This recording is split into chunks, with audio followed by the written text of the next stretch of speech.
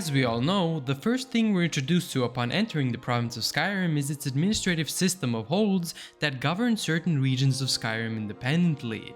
There are 9 of these holds, and each of them are different in nature as they each govern their own unique chunk of territory within Skyrim. My mission with this video is to quickly summarize the situation of each hold as of the year 201 of the 4th era, and how each hold contributed to Skyrim's world building in my personal opinion. Not every single event that happens in each hold will be mentioned, but I will try to cover the most essential happenings within a certain hold as I go down the list. This will include tiny bits of past history if it contributed to the current state of a specific hold.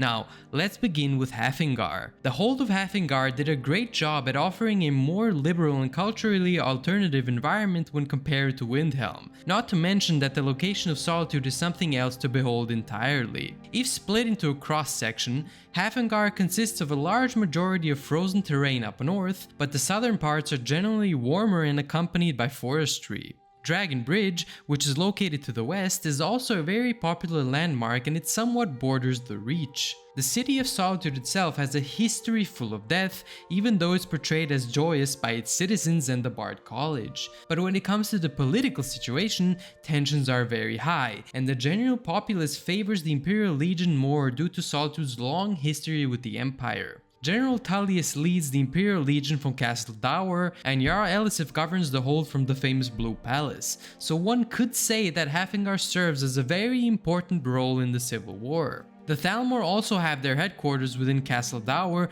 which further increases tension in the region. The Thalmor embassy northwest of Solitude doesn't help with the aforementioned tension, and Thalmor justiciars regularly use the territory of Haafingar to prosecute Talos worshippers and political opponents, which they then bring to Northwatch Keep to the far northwest of Haafingar. The newly appointed Jarl Elisif is also still mourning her former husband and High King Torrig, and some even call her inadequate for the position as she doesn't display the conventional confidence and demeanor of a true Jarl. As of our arrival, however, Solitude struggles with the management of their own strategic resources. Now, this is most likely due to the Civil War, as Haafingar is the main bastion of Imperial presence in Skyrim, and they have to contribute to feeding the Imperial war machine. Haafingar in general is a very versatile hold because a lot of cultures clash and mix in Solitude, making Haafingar the seat of very interesting quests and dungeons. Up next, we have the harsh swamps of Hjaalmarch and its hold capital Morthal. The sense of doom I get whilst passing through Hjaalmarch is sometimes palpable, and it compares to Winterhold in the sense that it's uniquely bleak. Most of Hjaalmarch is uninhabitable due to the swamps,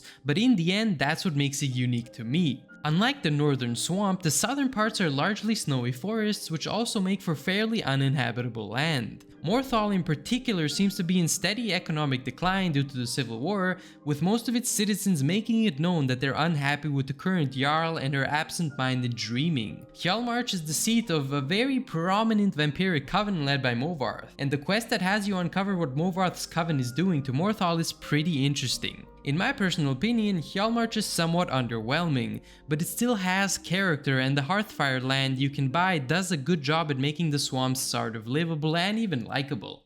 Now let's move on to the Pale. The Pale suffers from a similar situation as Hjaalmarch in terms of societal and economical decline, only the citizens of its capital city Dawnstar are plagued by never-ending nightmares. These nightmares can be resolved if we intervene, and the sanity of Dawnstar's citizens can be fully restored. Other than that, the entire region of the Pale is covered in snow, mountains, and forests that seem to have frozen in time. This is probably why we don't see individual settlements outside of Dawnstar, but there are still some unique locations and quests that bring us here regardless.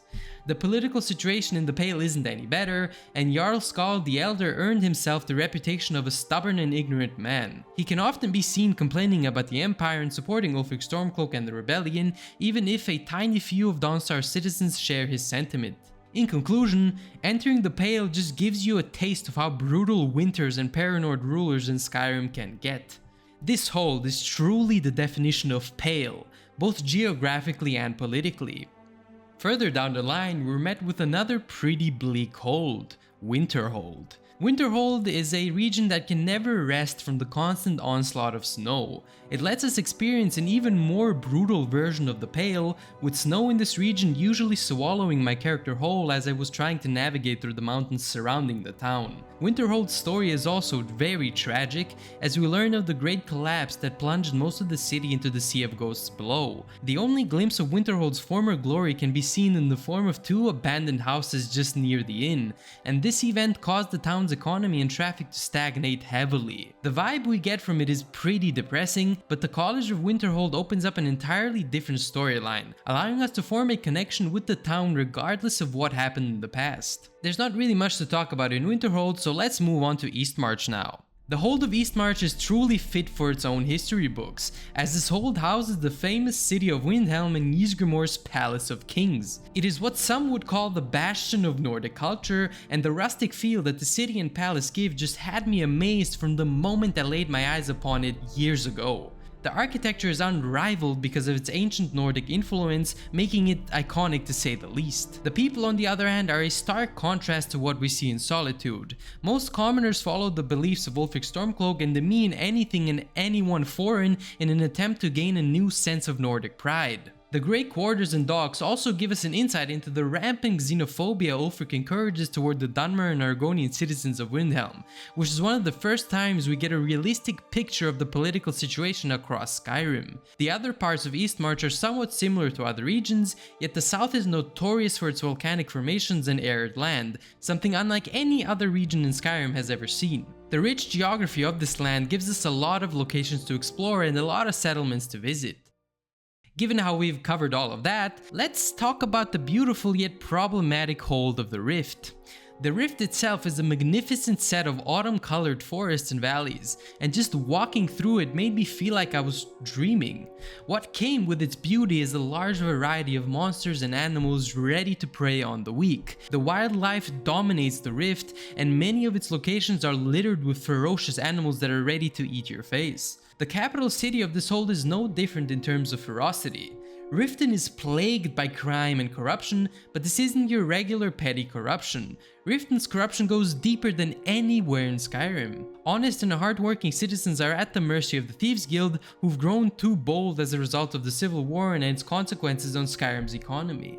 We're also introduced to the Blackbriar family, who are famous for their Blackbriar mead. Now, this family's involvement in the local government becomes very apparent through the Thieves Guild questline, and Maven Blackbriar makes it known that she runs the local government with her status, even if she may not be the Jarl in the first place. Not to mention how iconic it was to traverse a rat-infested set of hallways below the city in search of Esbern, even encountering the infamous Thieves Guild everyone's complaining about. This city and its citizens are at the mercy of criminals, with the mindless Jarl Layla too caught up in her own affairs to even care. Another pretty big settlement of the Rift is located west of Riften, and it's called Iverstead. And although small, this settlement does sit in a valuable position beside the path up to High Hrothgar. The Rift's vast amount of problems do offer the player a very interesting perspective and various role-playing aspects, not to mention the abundance of dungeons and new creatures one can find just walking through the hold. Dayspring Canyon and Fort Dawnguard are alone worth the trip to the Rift, because rarely can anything come close to the beauty of Dayspring Canyon. East of the Rift, we can find another region engulfed in forestry, which is the Hold of Falkreath. Falkreath is, in my opinion, the best hold, and this is due to the many adventures and dungeons that call it home. Falkreath is a region of forest that cover most of the southwestern side of Skyrim, and both the hold and its capital saw its fair share of legendary events in the past. The region around the town of Falkreath is similar to the Rift in terms of how dangerous it is, and this is attributed to the Spriggans and occasional bandits that plague the forests. The Gerald Mountains vigilantly overlook the hold, and the climate gives you time to forget about the 1,000 ways you can die in this region. The town of Falkreath, though, is occupied with its own problems. The graveyard is an eyesore to many travelers, and death is one of the main trademarks of Falkreath. It's apparent that people try to ignore the gloom of Falkreath's dead, but the struggle alone to disassociate from such a thing is even more apparent. We're also, once again, met with a slight degree of government corruption, with the newly appointed and fairly young Jarl Siggeir boasting a very inflated sense of self, rarely caring and nearly always prioritizing his wealth over the well-being of his citizens. This goes to the extent of enforcing brutal taxing and even cooperation with local bandit groups who harass travelers. Although gloomy, Falkreath is inherently beautiful, and it became one of my favorite spots to build a Hearthfire house in. Even farther northwest is the Reach, and this hold is the victim of a century-long turbulent conflict of its own. The landscape is mountainous and rigid, farms and plains are very hard to come by, and the land is occupied by rebellious Forsworn tribes who wreak havoc and pillage. The Forsworn and local government had been at odds for a couple of years, and this conflict between the two is what defined my visit to Markarth. We're immediately plunged into an assassination at the hands of the Forsworn, who are vowing to take back Markarth from the Nords and the Empire. This type of political climate shows barbarism, corruption, and ruthlessness, and the way it presents itself is in the form of the Nordic Silverblood family controlling the local economy and government indirectly. Similar to what we witness in Riften, the Silverbloods have domain over everyone, and local guards obey their word. Thonar's ambitions to keep Madanak to mine his silver just fueled the Forsworn with more members because of the common distrust for the local government. Ironically enough, this gives the Forsworn new recruits and more motivation to fight. Intervening in this conflict has you left clenching your butt cheeks as you hope to escape from Sidna Mine, and it once again gives individuality to this hold because of how unique and nuanced this conflict is. The Dwemer also left a huge imprint on these lands, and their architecture is what made Markarth and the surrounding dungeons innately unique.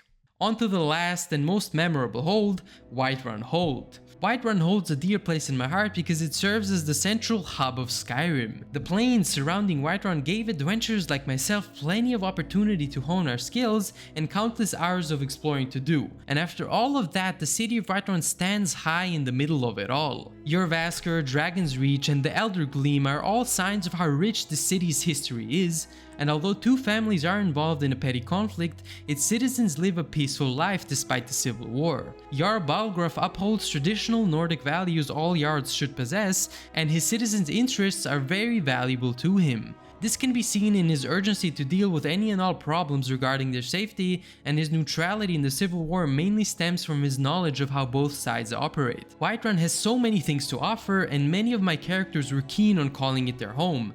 That is why it will always be one of the most beloved regions in Skyrim. Now to wrap it up, I have a question for you. What is your favorite hold and why? Tell me in the comment section below because I'd love to hear your stories and memories from these regions. Other than that, I hope you enjoyed the video, and I would really appreciate it if you liked the video and maybe even subscribed if you can see yourself watching more of my content. Now have a good one.